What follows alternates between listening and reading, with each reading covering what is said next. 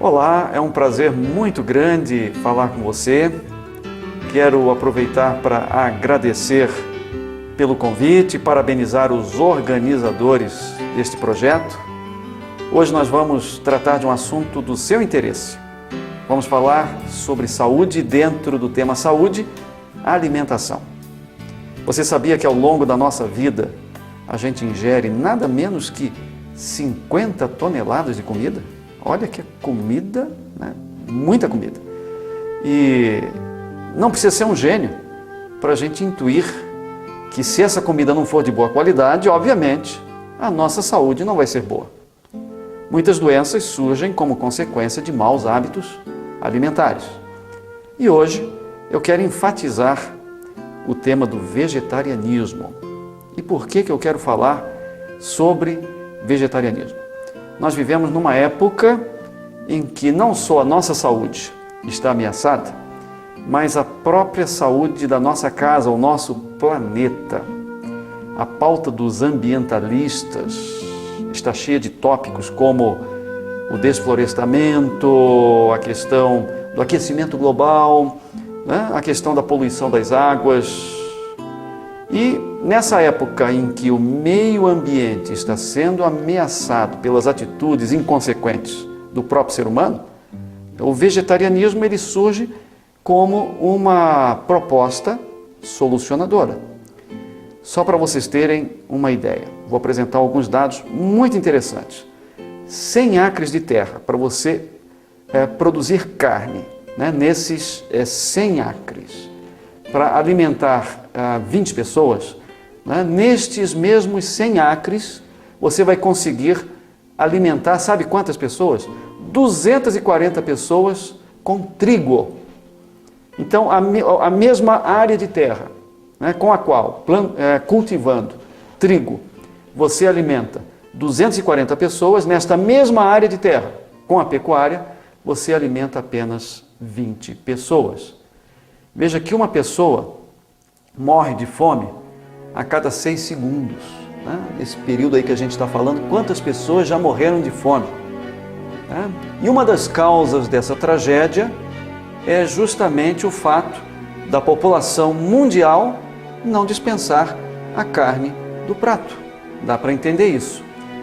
Cerca da metade das florestas tropicais do planeta foi transformada, sabe em quê? Em pasto. E uma boa parte das florestas desmatadas, né, das fazendas que ocupam espaço que antes era ocupado por árvores, pelas florestas, muitas dessas fazendas cultivam grãos. E muitos desses grãos, né, uma boa parte desses grãos é destinada, uma boa parte, para a criação de gado. E com isso, os países pobres acabam produzindo grãos para alimentar o gado, né, para satisfazer essa gula por carne do ser humano. E é claro que com o crescimento vertiginoso da população do mundo, a gente precisa pensar seriamente nessa questão. A destruição das florestas leva à extinção de cerca de 1.000 espécies por ano. Nos Estados Unidos, nada menos que 260 milhões de acres de florestas foram completamente destruídos e transformados em cultura de grãos que são destinados à produção de ração para o gado. E vocês sabem também que os flatos, né, os gases que são liberados por esses animais, que se contabilizam hoje, nós temos muito mais cabeças de gado do que seres humanos, né? E isso contribui de uma forma muito preocupante para o efeito estufa. Outra ameaça muito séria é a questão da água potável. Todos sabemos que a água é vital e a água está ficando cada vez mais escassa. E se tirarmos a carne do prato, vamos ajudar o planeta a preservar as suas reservas hídricas. Por quê? Preste atenção a esses dados. Para produzirmos apenas 1 quilo de carne, são necessários 43 mil litros de água. Agora, para produzir 1 quilo de soja, apenas 2.000 litros. Para produzir 1 quilo de trigo, menos ainda, 900 litros. Para produzir 1 quilo de batatas, 630 litros. Segundo Pimentel, na revista Bioscience, publicado em 2004. Veja que é um assunto realmente digno da nossa mais cuidadosa atenção para preservar o planeta e o seu potencial hídrico, a sua reserva de água. A dieta vegetariana seria sem dúvida alguma uma proposta muito interessante. Outro assunto que eu considero desconcertante é a carnificina que se comete contra os animais que também sofrem, sentem dor. Nos Estados Unidos, segundo o site www.abcanimal.org.br, são 500.000 animais mortos por hora. É um número assustador. Por exemplo, os pintinhos machos, recém-nascidos, milhões são sacrificados todos os dias porque são considerados comercialmente inúteis, não servem para nada. Então são sacrificados e transformados em adubo ou ração para outros animais. Agora nós vamos falar um pouquinho sobre os riscos toxicológicos, substâncias tóxicas presentes nas carnes. Muitas delas são adicionadas para ajudar na conservação ou mesmo para melhorar o aspecto e o sabor. São cerca de 140 pesticidas usados nos frigoríficos norte-americanos. E desses, cerca de 42 são suspeitos de provocar câncer. Isso segundo o Food and Drug Administration, publicado no site levir.com.br. E há quem ministre até mesmo tranquilizantes para os animais suportarem este sofrimento no momento do abate, para diminuir um pouco a resistência dos animais e facilitar o abate. E também é necessário utilizar antibióticos, porque há muitas doenças que acometem, muitas infecções que acometem o gado. E é claro que todas essas substâncias químicas, todos esses medicamentos passam para os alimentos, passam para a carne e passam para o leite. Muitas dessas substâncias, nós sabemos, são cancerígenas. E esses antibióticos, quando nós os consumimos indiretamente, através da carne, através do leite, isso acaba criando resistência aos antibióticos. Então, quando eu precisar utilizar algum medicamento, algum antibiótico para tratar uma infecção, existe o risco de que o meu organismo tenha desenvolvido algum tipo de resistência. Eu tenho aqui alguns dados curiosos. Mais da metade de toda a produção de antibióticos no Brasil e nos Estados Unidos é destinada, mais da metade, aos animais. E a taxa de infecção por estafilococos resistentes à penicilina saltou de 13% em 1960, a resistência a essa bactéria, para 91% em 1988. A gente sabe que há vários fatores responsáveis, não é só o consumo de carne, mas sem dúvida alguma, este é um dos fatores que contribuiu para a criação de resistência aos antibióticos, que a gente usa um antibiótico e não faz nenhum efeito. Há muitas doenças que a gente pode associar ao consumo de carne. E por outro lado, quando adotamos uma dieta vegetariana, ajudamos a prevenir muitas doenças. Poderia dar vários exemplos: câncer de intestino, câncer de próstata e câncer de mama. São exemplos bem conhecidos. Quando adotamos uma dieta sem carne, o risco de desenvolvermos esses tipos de câncer, esse risco diminui. Isso não quer dizer que o vegetariano não possa sofrer dessas doenças, mas estatisticamente o seu risco é significativamente menor. E há várias outras doenças que podem ser prevenidas, cuja propensão é menor quando se adota uma dieta sem carne. Apendicite, artrite, prisão de ventre, a própria constipação intestinal, o diabetes, cálculos biliares, a gota que provém do excesso de ácido úrico, a hipertensão arterial, até porque a carne contém bastante sódio, e o sódio em excesso é uma das causas alimentares da hipertensão arterial. A própria obesidade porque é uma das principais fontes de gordura. Um dos alimentos mais densamente calóricos é realmente a carne. E a gordura presente na carne é do tipo saturado, é uma gordura do mal, é uma gordura que leva às dislipidemias. O que é dislipidemia? Colesterol alto no sangue, HDL baixo, que é o colesterol bom, e o LDL, o colesterol mau, sobe. Então as dislipidemias também estão intimamente ligadas ao consumo de carne. As hemorroidas, o infarto do miocárdio, que tem que ver com a aterosclerose, e até mesmo as varizes. O índice de hospitalizações para os que nasceram vegetarianos chega a ser 22% menor. Eles frequentam o hospital numa taxa menor do que aqueles que se alimentam de carne. E o período de internação também costuma ser menor.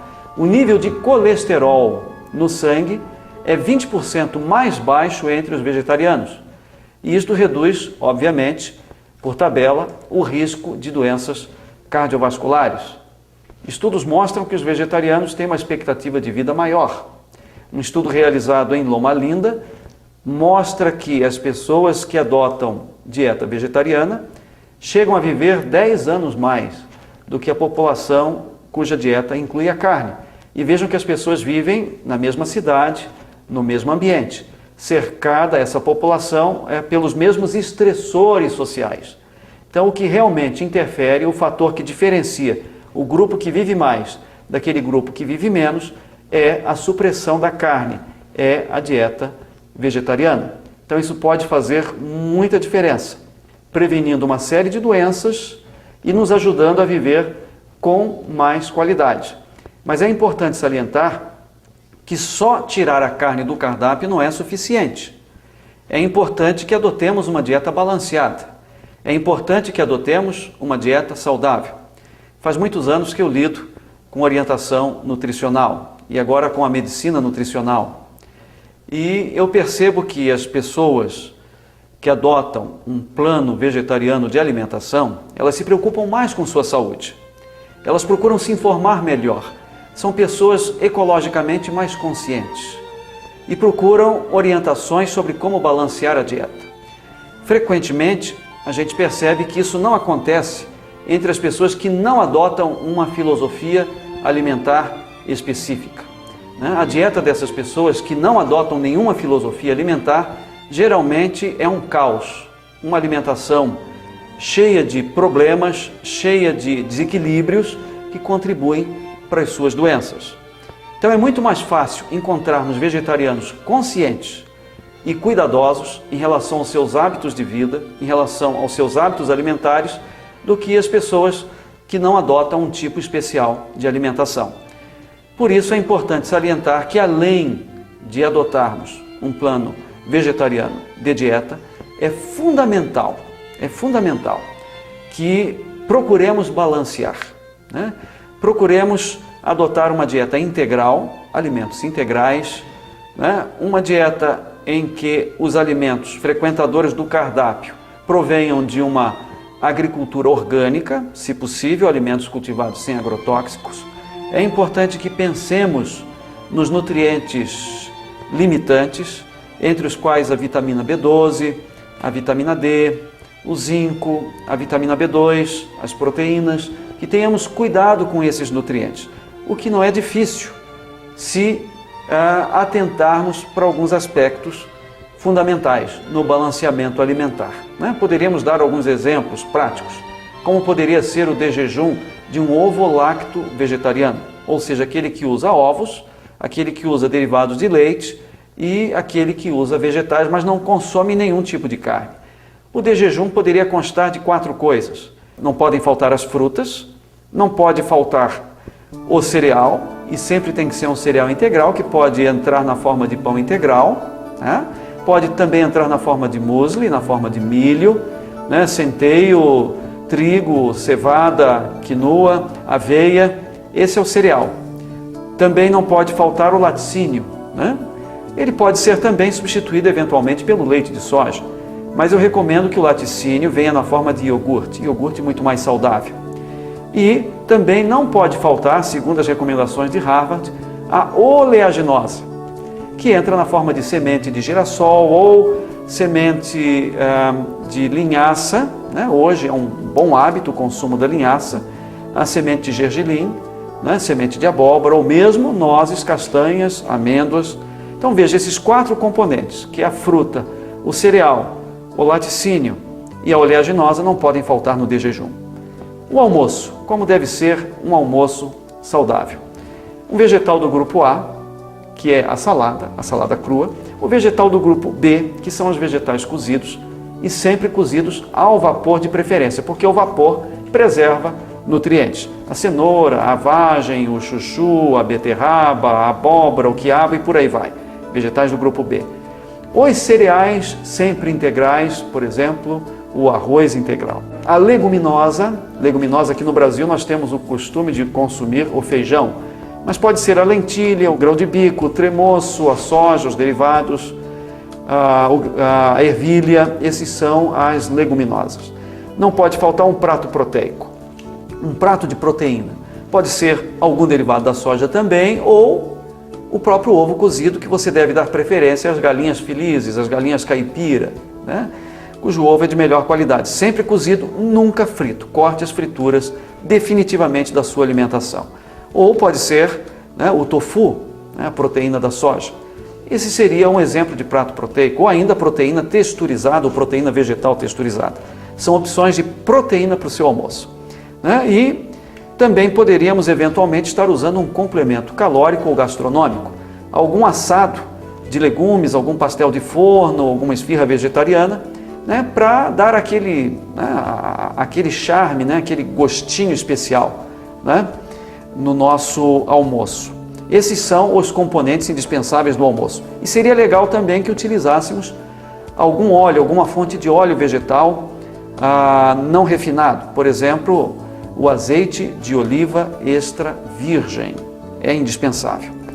E também algum componente como oleaginosa, algumas castanhas do Pará, 1 ou 2 castanhas do Pará, para lhe fornecer selênio, um pouquinho de proteína, e as gorduras do bem, que são indispensáveis. E no seu jantar, poderíamos sugerir uma sopa de legumes, eventualmente com algum cereal, como um pão integral, né? E juntamente com pão integral, uma ricota ou mesmo um tofu. Ou ainda, quem preferir repetir o de jejum, ainda melhor, é uma opção também saudável. Aí teríamos um cardápio balanceado, vegetariano, que não deixaria absolutamente nada a desejar, contemplando todas as nossas necessidades e se enquadrando bem nas recomendações da nova Pirâmide de Harvard, publicada em 2002. Vejam, é um cardápio nutritivo, saudável e, sem dúvida alguma, muito variado e muito saboroso. Nós já falamos para vocês sobre os riscos do consumo da carne, algumas doenças que estão relacionadas com o consumo da carne. E também falamos que o vegetarianismo ajudaria a prevenir várias doenças, além de contribuir para salvar o planeta. Agora eu gostaria de pontuar alguns desses riscos, algumas dessas doenças, segundo vários trabalhos científicos. Eu iria cansar vocês se fosse apresentar trabalhos científicos que relacionam a dieta vegetariana com saúde. Porém, eu quero apenas pontuar alguns aspectos bem interessantes. No caso do câncer, um estudo publicado numa revista científica famosa, o American Journal of Clinical Nutrition, mostra que nós podemos diminuir consideravelmente o risco de câncer com a dieta vegetariana e aumentar em 88% o risco do câncer do intestino grosso com o consumo de carne, não só a carne vermelha, mas também a carne branca. Esse é um estudo do Fraser, que foi publicado no American Journal of Clinical Nutrition. E o risco de câncer de próstata pode ser até 54% maior. Isso não quer dizer que o vegetariano não possa sofrer disso, como a gente já salientou, mas o risco é maior, estatisticamente, para quem consome carne. E é sempre bom lembrar, além de abandonar a carne, é preciso adotar uma dieta balanceada e saudável. Outro dado curioso, que o risco de diabetes entre vegetarianos chega a ser até 50% maior, segundo trabalhos publicados no American Journal of Public Health um trabalho antigo, de 1985, de Snowdown, mas eu tenho um trabalho aqui de 2011, de outubro de 2011, que diz mais ou menos a mesma coisa. Mostra que a incidência e a prevalência de diabetes entre os que adotam dietas vegetarianas, veganas, ovo-lacto-vegetarianas, é bem menor o risco de diabetes. A aterosclerose, a gente sabe que 50% das mortes no planeta estão relacionadas com a aterosclerose. E a aterosclerose, por sua vez, está relacionada com o colesterol.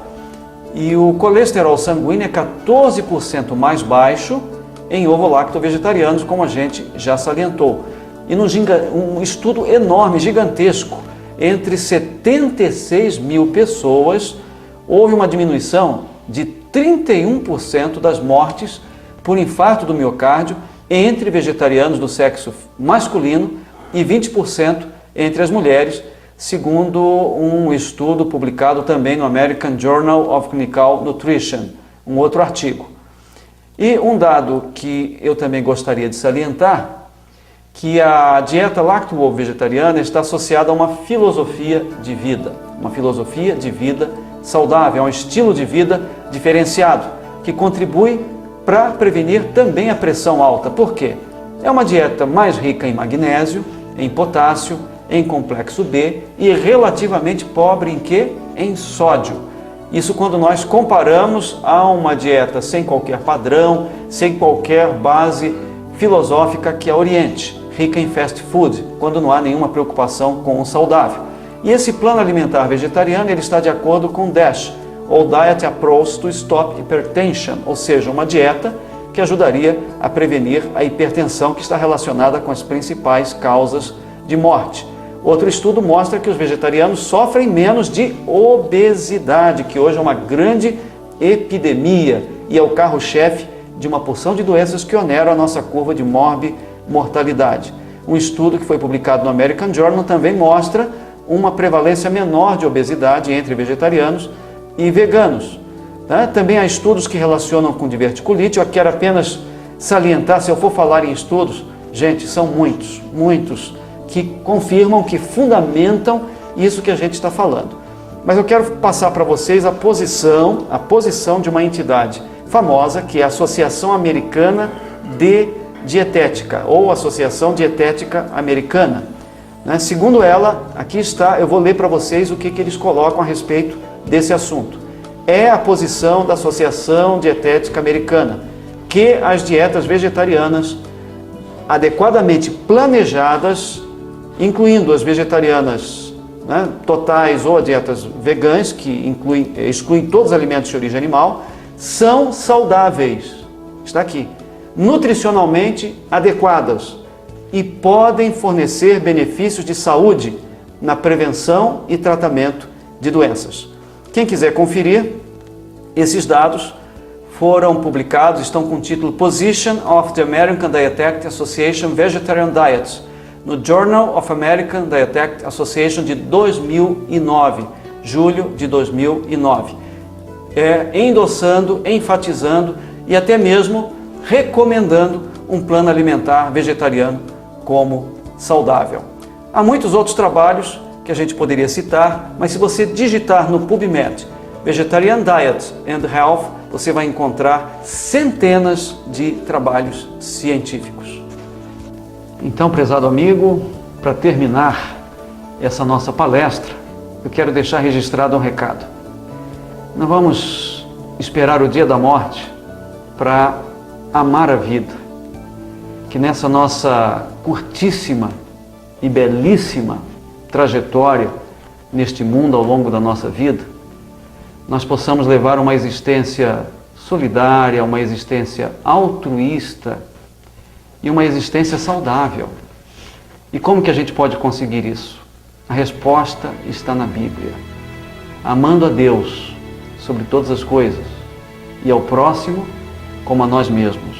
Como a nós mesmos. Precisamos amar-nos também a nós mesmos. Precisamos ter uma boa autoestima. E como? Em grande parte, cultivando o maior presente de Deus, cuidando desse corpo, que é templo do Espírito Santo, cuidando da saúde. Vamos levar a sério esses princípios.